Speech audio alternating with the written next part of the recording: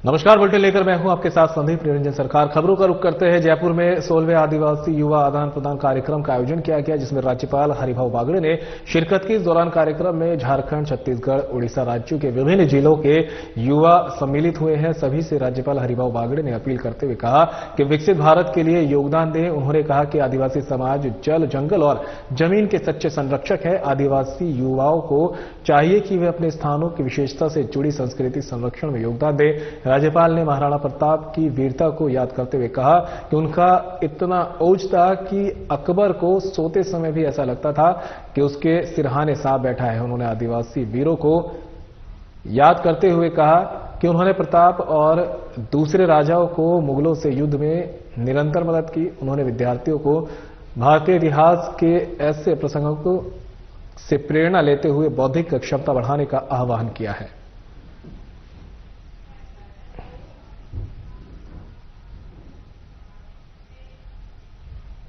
31 जनवरी से राजस्थान विधानसभा का तृतीय सत्र आरंभ होगा। राजस्थान विधानसभा अध्यक्ष वासुदेव देवनानी की अध्यक्षता में विधानसभा में सर्वदलीय बैठक होगी। बैठक में मुख्यमंत्री भजनलाल शर्मा, संसदीय कार्य मंत्री जोगराम पटेल, सरकारी मुख्य सचेतक जोगेश्वर गर्ग, नेता प्रतिपक्ष टीकाराम जूली, कांग्रेस विधायक दल के मुख्य सचेतक रफीक खान, विधायक डॉक्टर सुभाष गर्ग, विधायक मनोज कुमार और विधायक थावरचंद भाग लेंगे।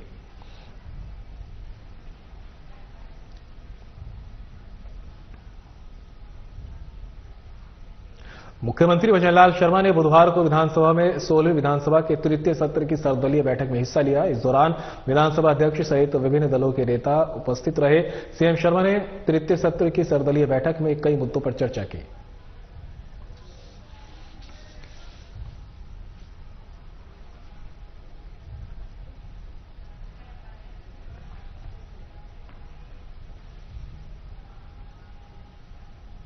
उप मुख्यमंत्री दिया कुमारी के प्रयासों और निर्देशन से साकार सांभर महोत्सव 2025 में इस बार लगभग 2 लाख से अधिक देशी विदेशी पर्यटकों के आगमन ने सांभर को पर्यटन का नया डेस्टिनेशन बना दिया है। राजस्थान की सांस्कृतिक विरासत का ये उत्सव 24 जनवरी से 28 जनवरी तक चला। महोत्सव में आगंतुक पर्यटकों को धार्मिक, सांस्कृतिक और रोमांचकारी पर्यटन के अनुभव हुए। उप मुख्यमंत्री दिया कुमारी का कहना है कि सांभर महोत्सव राजस्थान की कला, संस्कृति और प्राकृतिक धरोहर को वैश्विक मंच पर लाने का एक अद्वितीय प्रयास है। इस विशिष्ट और अविस्मरणीय मनमोहक लोक उत्सव में निश्चित ही सांभर को पर्यटन के क्षेत्र में एक नए सितारे के रूप में उभारा है, जो पर्यटकों के लिए लंबे समय तक अचंभे और आकर्षण का केंद्र बना रहेगा। सांभर महोत्सव अंतर्राष्ट्रीय स्तर का एक मुख्य आकर्षण बन गया।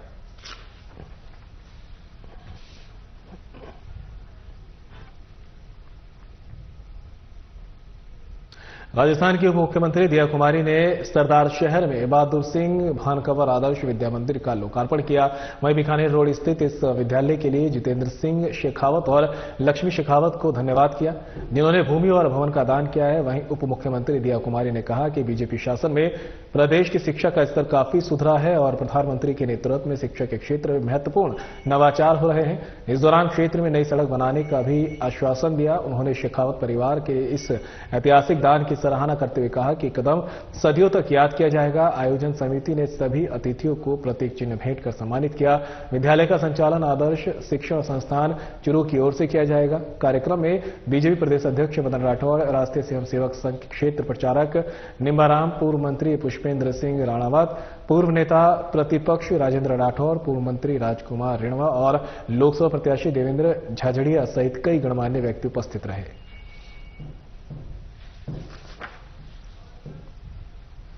सरदार शहर में आज आदर्श विद्या मंदिर के भवन का लोकार्पण कार्यक्रम था। यहाँ पर जितेंद्र सिंह जी शेखावत जी, जिन्होंने अपने जो उनके पिताजी थे, उनका जो सपना था कि यहाँ पर आदर्श विद्या मंदिर बनना चाहिए, शिक्षा के क्षेत्र में वो अपनी तरफ से कुछ योगदान करना चाह रहे थे, तो उन्हीं के सपने को साकार किया। बहादुर सिंह जी के सपने को जितेंद्र सिंह जी ने साकार किया कि शेखावटी में भी क्या अच्छा हो सकता है। और जितना भी यहाँ पर यहाँ के बहुत, यहाँ से तो वैसे बहुत उद्यमी भी यहाँ से निकले हैं और उन्होंने प्रदेश का नाम रोशन किया है। भारत बनाने के लिए जिस तरह से प्रधानमंत्री जी काम कर रहे हैं, निश्चित रूप से इस बार भी बजट में हमको वो ही देखने को मिलेगा कि विकास भी होगा, विरासत का भी ध्यान दिया जाएगा और हर प्रकार से एक बहुत अच्छा।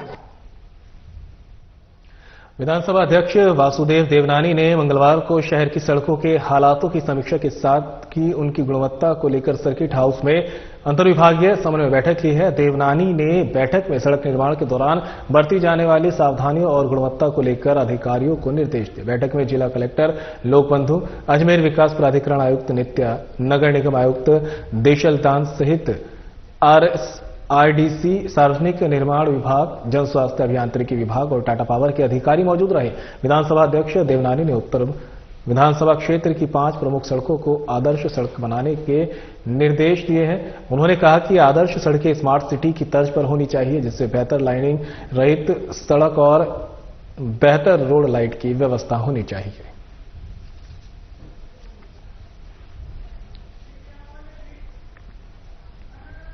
बीजेपी प्रदेश अध्यक्ष मदन राठौड़ और उप मुख्यमंत्री दिया कुमारी ने मंगलवार को सरदार शहर स्थित बहादुर सिंह भानखवर आदर्श विद्या मंदिर स्कूल का लोकार्पण किया। कार्यक्रम में बीजेपी प्रदेश अध्यक्ष मदन राठौड़ ने कहा कि अच्छी शिक्षा के साथ संस्कार मिलने से हमारी संस्कृति का संरक्षण होगा, बच्चों की प्रतिभाएं निखरेंगी और चरित्रयुक्त व्यक्तित्व का निर्माण होगा। उन्होंने उपस्थित लोगों से कहा कि हम बच्चों की प्रतिभा के अनुरूप उन्हें कैरियर का चुनाव करने दें और प्रोत्साहित करें। वहीं राठौड़ ने कहा कि शिक्षा या रोजगार के क्षेत्र में हमें बच्चों पर दबाव नहीं बनाना चाहिए। आज के परिवेश में शिक्षा के साथ बच्चों को संस्कार भी देना चाहिए। संस्कारवार युवा पीढ़ी एक नए भारत का विकास करेगी। साथ ही राठौड़ ने विद्यालय के लिए भूमि देने वाले भामाशाह परिवार का आभार जताते हुए कहा कि आज ऐसी दूरदर्शी और सर्व कल्याणार्थ की सोच रखने वाले लोगों की आवश्यकता है। विद्यालय के लिए भूमि और भवन दान करने वाले जितेंद्र सिंह और लक्ष्मी शेखावत ने प्रेरणादायी और जन सेवा के क्षेत्र में किया गया सराहनीय कार्य बताया।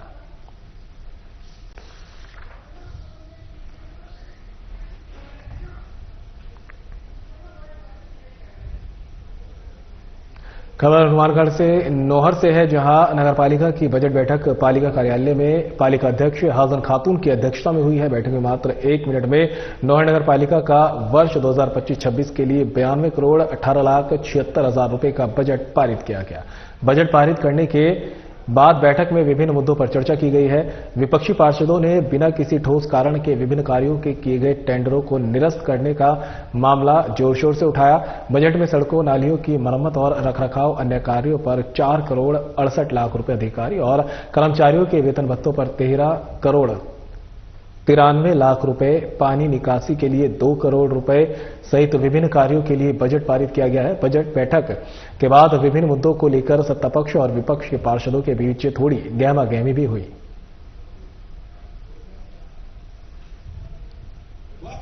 नगरपालिका मंडल में वर्ष 25-26 का बजट प्रस्तुत किया गया, जो 92 करोड़ 18,76,000 रुपए का था, जिसे बोर्ड ने सर्वसम्मति से पास किया, जिसमें मुख्य रूप से प्रारंभिक शेष 3,179 लाख रुपए है और जो आय का कुल स्रोत है उसमें राजस्व प्राप्तियां हैं वो 2979 लाख और पूंजीगत प्राप्तियां 3,060 लाख रुपए और व्यय में राजस्व खर्च है वो 1940 लाख रुपए और पूंजीगत खर्च 4204 करोड़ लाख रुपए है, जिसमें मुख्य रूप से बड़े जो विकास कार्य हैं उनका जो बजट है वो और कुछ नए संसाधन खरीदने के लिए बजट आज मंडल ने पास किए।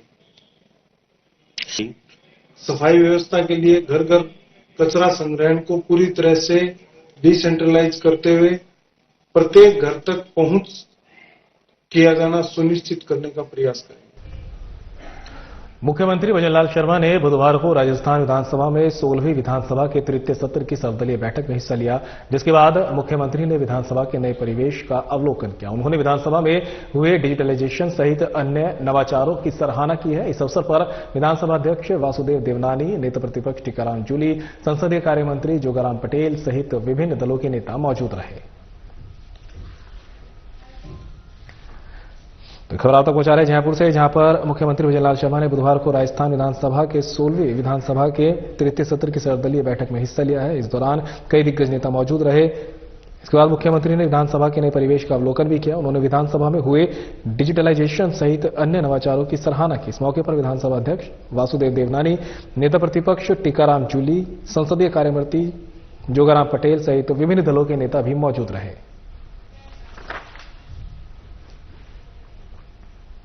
राजस्थान सरपंच संघ के बैनर तले जयपुर में 4 फरवरी को सरपंचों और नवनियुक्त प्रशासकों का विशाल सम्मेलन आयोजित किया जा रहा है। इसमें प्रदेश भर के हजारों सरपंच और नवनियुक्त प्रशासक हिस्सा लेंगे।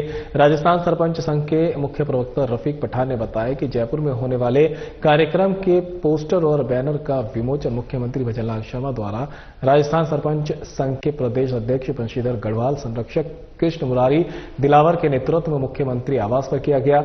इस अवसर पर मुख्यमंत्री भजनलाल शर्मा ने निवर्तमान सरपंचों और नवनियुक्त प्रशासकों से आह्वान किया कि उन्हें जो नई जिम्मेदारी मिली है उसका ईमानदारी से निर्वहन करें और तन मन लगाकर जनता की सेवा करें, जिससे सरपंचों की जो छवि बनी हुई है उसमें और 4 चांद लग जाए। उन्होंने खासतौर पर सफाई व्यवस्था पर सरपंचों से ज्यादा ध्यान लगाने के लिए कहा है।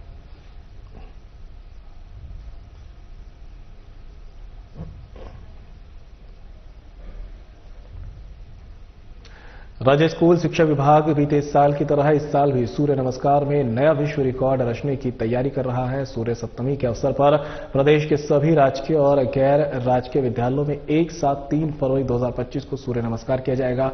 इस दौरान बीते साल 78,974 स्कूलों में 1,33,00,000 विद्यार्थियों की ओर से सूर्य नमस्कार में बने विश्व रिकॉर्ड को ब्रेक करने का प्रयास किया जाएगा। शिक्षा संकुल में हुई एक बैठक में शिक्षा मंत्री मदन दिलावर ने वीसी के जरिए जिला और ब्लॉक स्तर के शिक्षा अधिकारियों को इस संबंध में निर्देश जारी किए हैं। शिक्षा मंत्री ने कहा कि सूर्य नमस्कार हमारी भारतीय परंपरा से जुड़ा एक अहम हिस्सा है। प्रतिदिन सूर्य नमस्कार करने से न केवल शरीर स्वस्थ रहता है बल्कि मन मस्तिष्क भी शांत रहता है। वहीं उन्होंने सूर्य नमस्कार में एक बार फिर विश्व रिकॉर्ड बनाने के लिए आमजन को भी आयोजन का हिस्सा बनने की अपील की।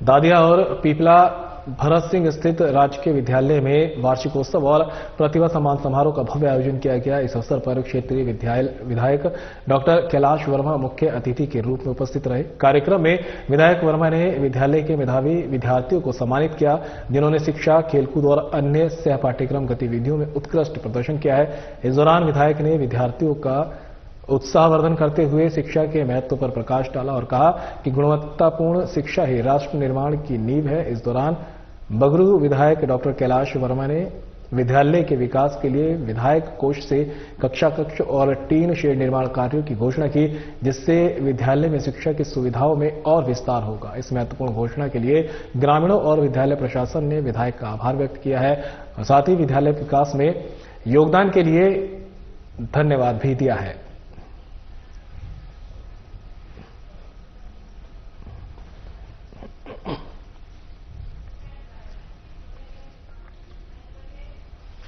बीजेपी प्रदेश अध्यक्ष मदन राठौर मंगलवार चूरू सीकर प्रवास पर रहे। सीकर में बीजेपी जिला कार्यालय में प्रदेश अध्यक्ष मदन राठौर का बीजेपी पदाधिकारी और कार्यकर्ताओं ने भव्य स्वागत किया है। नवनिर्वाचित जिलाध्यक्ष मनोज पाठक के नेतृत्व में कार्यकर्ताओं ने प्रदेशाध्यक्ष मदन राठौर का फूल मालाओं और पार्टी के पटके से स्वागत किया। प्रदेशाध्यक्ष ने पदाधिकारियों और कार्यकर्ताओं से संगठन के कार्यों पर चर्चा की।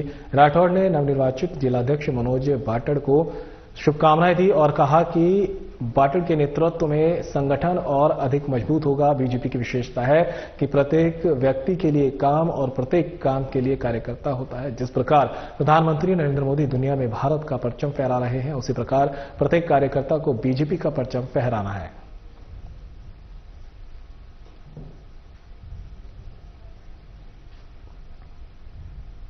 जयपुर विकास आयुक्त आनंदी की अध्यक्षता में भूमि और संपत्ति निस्तारण समिति की 206वीं बैठक संपन्न हुई।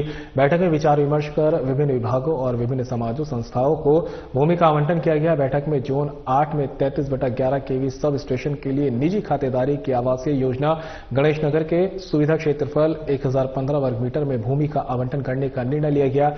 अखिल भारतीय हरियाणा गौड़ ब्राह्मण महासभा जयपुर को बालिका छात्रावास के लिए जेडीए की योजना रामचंद्रपुरा में भूखंड संख्या 29 क्षेत्रफल 3437.06 वर्ग मीटर भूमि आवंटन करने का प्रस्ताव अनुमोदन करते हुए प्रकरण राज्य सरकार की स्वीकृति के लिए भिजवाए जाने का निर्णय लिया गया है।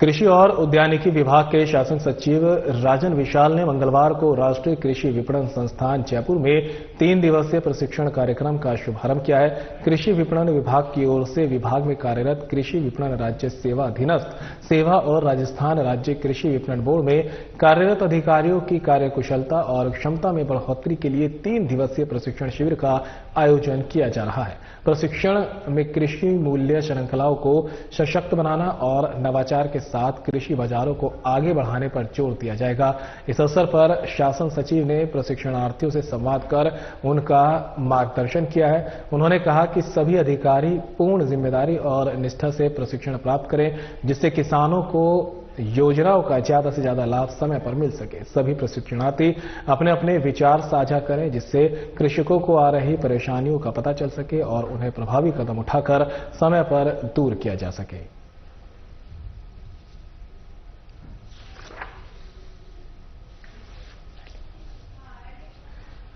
तो कृषि और उद्यानिकी विभाग के शासन सचिव राजन विशाल ने मंगलवार को राष्ट्रीय कृषि विपणन संस्थान जयपुर के 3 दिवसीय प्रशिक्षण कार्यक्रम का शुभारंभ किया है। कृषि विपणन विभाग की ओर से विभाग में कार्यरत कृषि विपणन राज्य सेवा अधीनस्थ सेवा और राजस्थान राज्य कृषि विपणन बोर्ड में कार्यरत अधिकारियों की कार्यकुशलता और क्षमता में बढ़ोतरी के लिए 3 दिवसीय प्रशिक्षण शिविर का आयोजन किया जा रहा है। प्रशिक्षण में कृषि मूल्य श्रृंखलाओं को सशक्त बनाना और नवाचार के साथ कृषि बाजारों को आगे बढ़ाने पर जोर दिया जाएगा। इस अवसर पर शासन सचिव ने प्रशिक्षणार्थियों से संवाद कर उनका मार्गदर्शन किया। उन्होंने कहा कि सभी अधिकारी पूर्ण जिम्मेदारी और निष्ठा से प्रशिक्षण प्राप्त करें, जिसमें किसानों को योजनाओं का ज्यादा से ज्यादा लाभ समय पर मिल सके। सभी प्रशिक्षणार्थी अपने अपने विचार साझा करें, जिससे कृषकों को आ रही परेशानियों का पता चल सके और उन्हें प्रभावी कदम उठाकर समय पर दूर किया जा सके।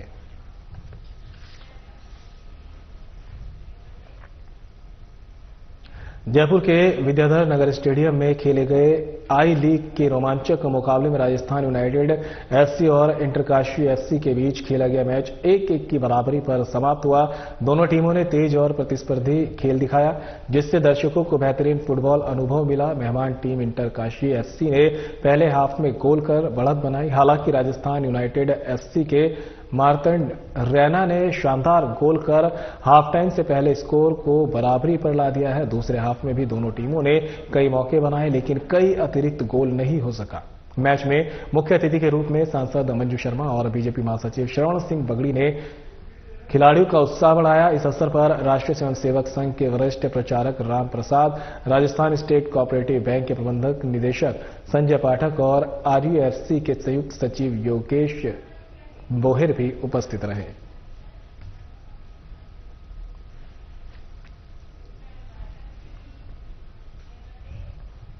करौली में थाना सदर इलाके में रौंडकला गांव में 5 महीने पहले फायरिंग कर जानलेवा हमला करने के मामले में घटना के समय से फरार चल रहे 5000 के इनामी आरोपी को पुलिस ने गिरफ्तार कर लिया है। हत्या के प्रयास के मामले में इस आरोपी पर सवाई माधोपुर में 10,000 का भी इनाम घोषित है। फिलहाल पुलिस ने आरोपी को गिरफ्तार कर जेल भेज दिया है और आरोपी से गहनता से पूछताछ की जा रही है।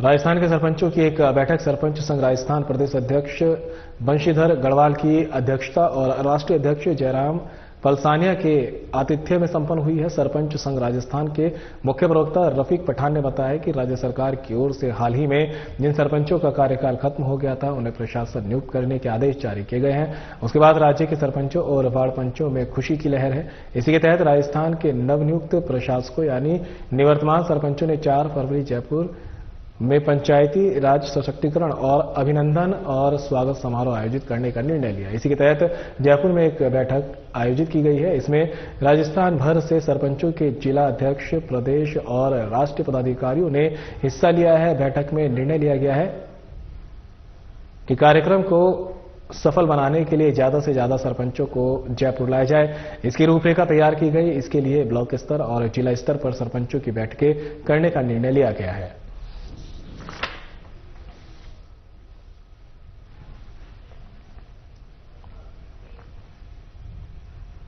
खबर हनुमानगढ़ के नौहर से है, जहां वार्ड नंबर 32 मोनिनपुरा मोहल्ला में न्यू सीनियर्स क्लास की ओर से एक विशेष सांस्कृतिक कार्यक्रम समारोह पूर्वक मनाया गया, जिसमें मुख्य अतिथि सीडब्ल्यूसी मजिस्ट्रेट जितेंद्र गोयल, पूर्व मंत्री नेहरू टांक, ललानी की बेटी देविका नेशनल गोल्ड मेडलिस्ट, पूर्व चेयरमैन सुरेंद्र जोशी रहे। कार्यक्रम में बच्चों ने नशे के विरुद्ध बेटी बचाओ बेटी पढ़ाओ और शानदार कार्यक्रम प्रस्तुत किए हैं। मजिस्ट्रेट गोयल ने संबोधित करते हुए बच्चों को संस्कारवान बनने का आह्वान करते हुए युवा परवेज की तरफ से जरूरतमंद बच्चों के लिए शिक्षा से पिछड़े एरिया में शिक्षा की अलग जगह रखी है। इस कार्यक्रम में युवा शिक्षक मनीष सुधार, शिक्षिका फिरदौस, शौकीन बिल्लू, मौलाना सिकंदर, गृह सुरक्षा गार्ड सुरेंद्र सुथार मौजूद रहे।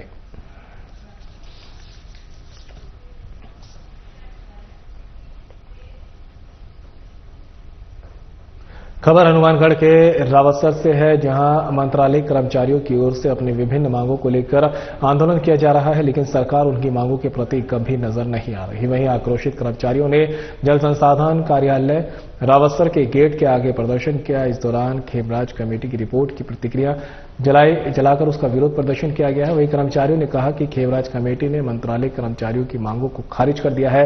इससे कर्मचारियों में रोष है, उनकी मांगे पूरी नहीं हो जाती तब तक कर्मचारियों ने कहा कि हमारा आंदोलन जारी रहेगा।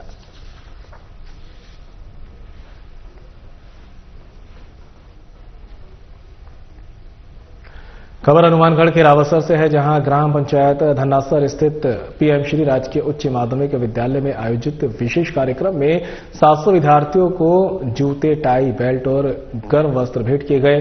भामाशाह सरपंच उर्मिला देवीलाल साहू ने पीएम श्री विद्यालय के अधीनस्थ अध्ययनरत सभी बच्चों को जूते और अन्य सामान भेंट किया तथा पुस्तकालय के लिए 2 एसी और सीसीटीवी भेंट किए हैं। कार्यक्रम में संबोधित करते हुए मुख्य अतिथि सीडब्ल्यूसी मजिस्ट्रेट जितेंद्र गोयल ने कहा कि सरपंच की ओर से शिक्षा के क्षेत्र में बच्चों को अग्रसर करने के लिए अनुकरणीय पहल है, जो जिले के अन्य जनप्रतिनिधियों के लिए प्रेरणादायक होगी। शिक्षा से बड़ा कोई दान नहीं। आज के युग में बच्चों को शिक्षा की ओर अग्रसर करना बच्चों के लिए सबसे बड़ा उपहार है।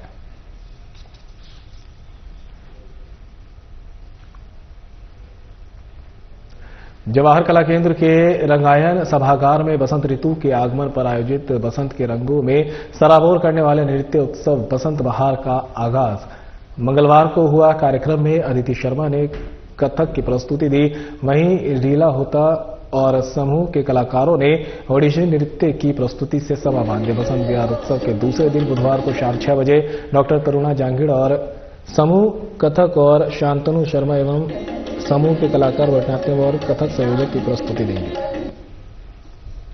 रागनंद में जयपुर घराने की पारंपरिक गणेश स्तुति विघ्न हरण गौरी के नंदन पर प्रस्तुति दी। इसके पश्चात 3 ताल में पारंपरिक कथक पेश किया गया। अंत में राग बसंत में बसंत ऋतु पर आधारित रचना पर कथक ने दर्शकों को मंत्रमुग्ध कर दिया है। सितार पर हरिहर शरण भट्ट, गायन में मुन्ना लाल भट्ट और तबले पर मुजफ्फर रहमान ने संगीत किए।